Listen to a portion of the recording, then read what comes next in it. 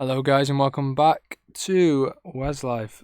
Um, Thank you very much for joining. I have done it again this week. I have been pretty busy, pretty hectic, and so now I am leaving this podcast up until the very last minute, but still gonna be in the weekly yeah, weekly podcast. Yeah, I apologize because it is Sunday night and some of my siblings are actually awake and causing a lot of noise, but hopefully it's not a big distraction. But yeah, before we mainly get into this episode, I want to shout out my cousin, Sean Ashurst. I said I'd give you a shout out quite a long time ago. I forgot about it, but I was definitely aiming to give you a shout out just because you asked for one. I thought, why not?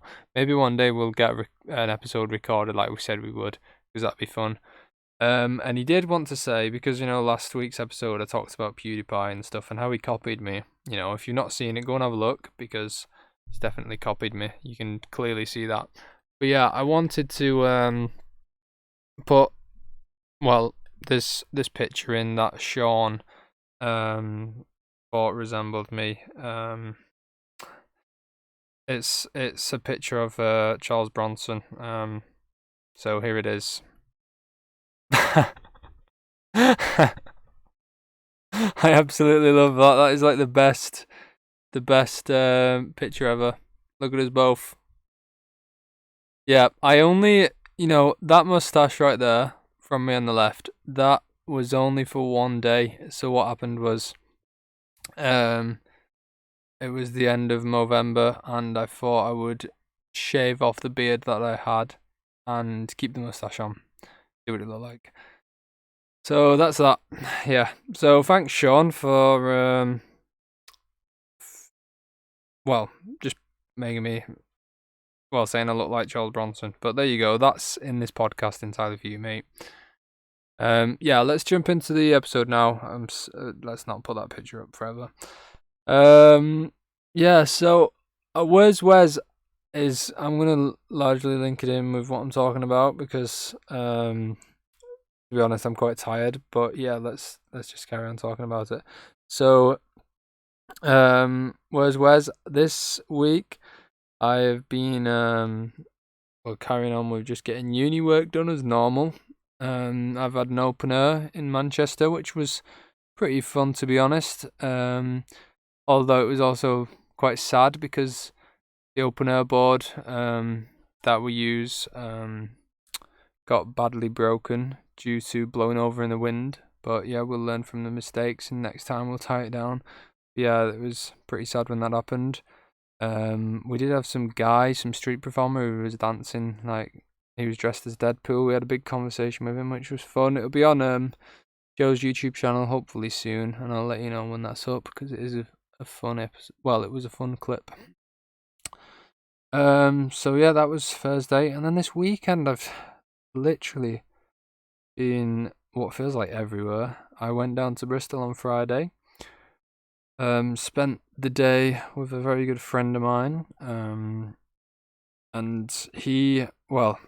put it this way, me and him are working on kind of a future. I don't know if the word's project, maybe a future project.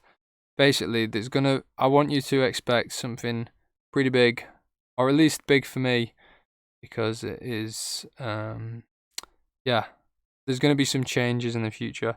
But I went down to Bristol to see him, and we were working on that together. Had a really fun time with him.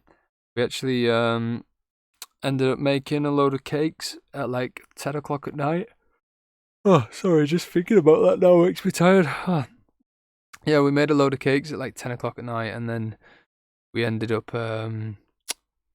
baking till about maybe past midnight, 12:30 maybe I got to bed. It was still fun. I enjoyed my time there. And then yeah, Saturday I ended up doing quite a lot of crazy stuff. I went to Bristol Zoo with a friend, different friend this time. We went to Bristol Zoo, spent a lot of the morning there. Then we went to Bristol Museum and Art Gallery, which was really fun. And then we went to, we ended up driving to Newtown. It's a long story, maybe for another podcast, but yeah, we ended up going there and then ended up staying a night in Newtown. Had a very nice day there today. And then drove back to Wigan. It's been pretty eventful, to be honest, but I've really enjoyed my time this week. I enjoy a very busy week, and the stuff I'm doing is fun and enjoyable, and it's a good week to me. Sorry about the banging, I don't know what that was, if you could hear it anyway. But yeah, so that's Where's Wes. Now, Wes says, I want to just talk about the zoo and stuff like that, really, because when I was at the zoo, I actually learned quite a lot, and I feel like some people probably have this image of zoos and what zoos are like. But not all zoos are the same, and some zoos, even though it might seem like some of the enclosures are small and stuff, they're actually doing a lot of great things. I know there's like a lot of zoos that are really just pretty sad, and it's just there to get tourists and attractions. But Bristol Zoo, there was speaking to a woman there. She was called Diane, absolutely lovely lady. She's the type of lady that I just want to go and have a cup of tea with. You know, like I felt like just pulling up a chair and just sitting down. Come on, Diane, we'll go for lunch or something. She's lovely. She's telling me a lot of stuff about it and how they've actually helped with a lot of sorry, my phone's just dinging there. Well, breeding animals that are endangered and things like that, and it's just been a massive help to a lot of different.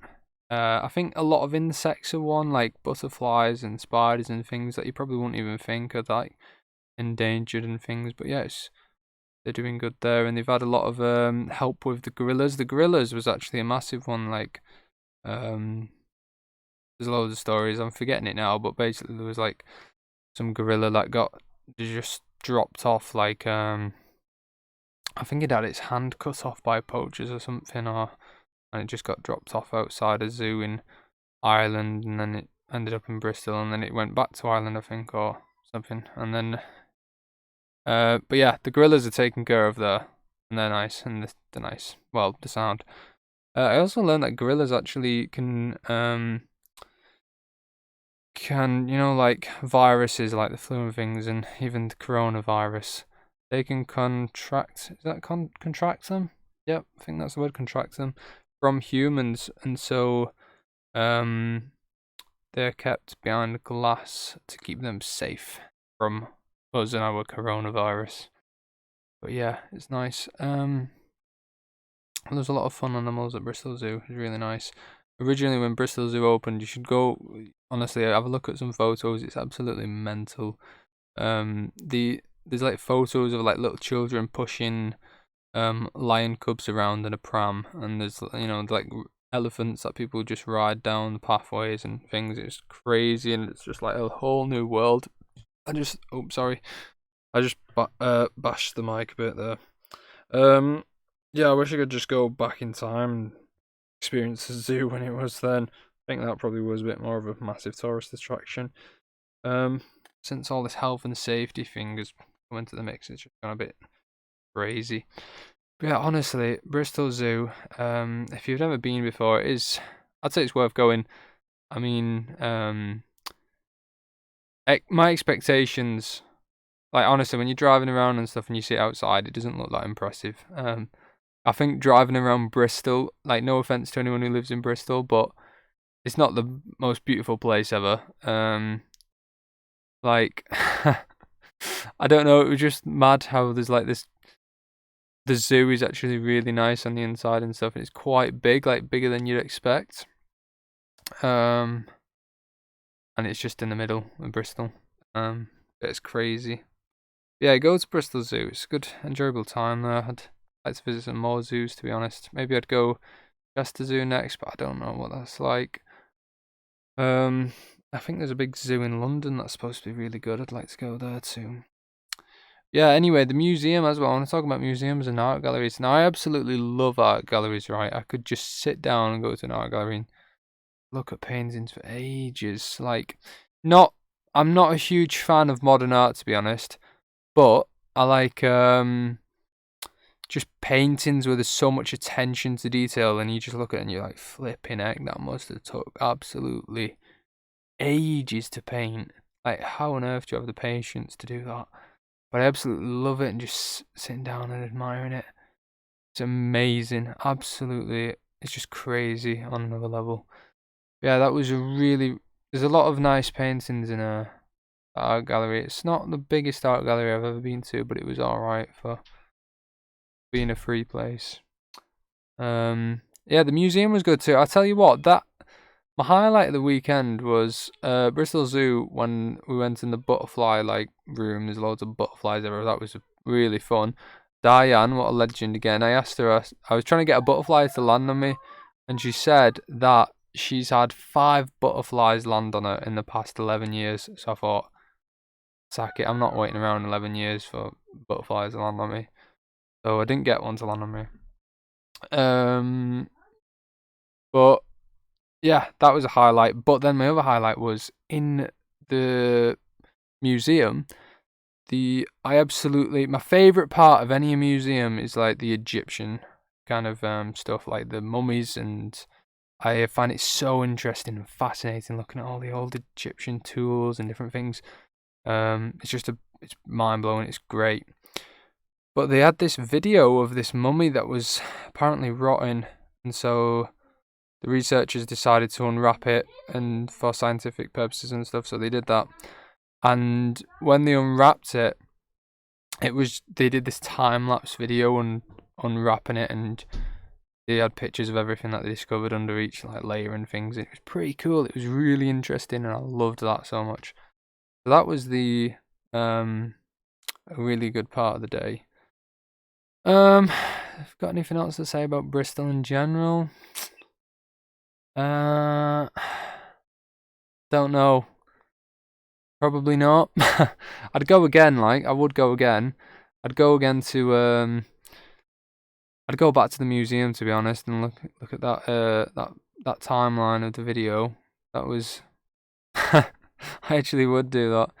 I mean, there's an aquarium in Bristol that I was kind of interested in going to. Maybe I'd go back and go to that aquarium.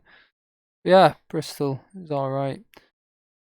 Yeah, today's been really good too. At church this morning, I was reading from Nehemiah. I read chapter 1, and then this evening service was on Nehemiah chapter 1, and I just felt like God was really speaking to me through that, and it was just brilliant service. Just just feeling really joyful right now, and even though I am tired, but I'm looking forward to this week. This Saturday I've got a training day in Leicester. That should be good. That's with the open air mission in UBM for people who are interested in open air work. I'm looking forward to that. But yeah, this podcast, I will be honest with you guys. I'm not sure how much longer I'm going to go ahead with it and continue it in this format with filming and putting on YouTube. But WezLife will continue in one way or another, and I would say be excited for the upcoming kind of project thing that I was talking about, because it is going to be fun times. But yeah, I'm going to leave you now with wise words from Wes. Let me say, have I got any wise words from me to you today? I should think about this before I actually post it more. Right, wise words. Right, okay, I would say my wise words for you is I think I would say in life, I've probably said stuff like this before, but in life sometimes things might seem scary or crazy to you, and you don't always want to face them on head first or whatever. I don't know if I'm phrasing this right. Sometimes you just don't want to face things because you're like, oh no, I don't want to talk about that. Or, for example, if you've got your exams coming up and you don't want to think about it, you just keep pushing them out of the way and they're approaching. But you are going to have to deal with it one day. I would say about them types of things, just bite the bullet and just face it and do something about it. And thinking about that, think about this. One day we are going to pass away, we're going to leave this world, and we're going to enter into an eternity. And that is true reality for all of us. And so, if you've never really thought about your death, or if you've put it off and said, you know what, maybe I'll think about that when I'm on my deathbed, well, actually, you shouldn't, because we don't know when we are going to die. So with these things, just face it, do something about it, and just face it. Just bite the bullet. That's what I'd say. That's my wise words for you today. But yeah, hopefully we got no Q&A today, by the way. Sorry guys about that. But hopefully next week we'll have a Q&A. Wes and Fez will return. But thank you very much for listening. I apologise again for all the noise in the background, noises or whatever. But hopefully the future of WezLife will be a radical change, like amazing. Yeah, I will speak to you next time. Cheery bye, guys.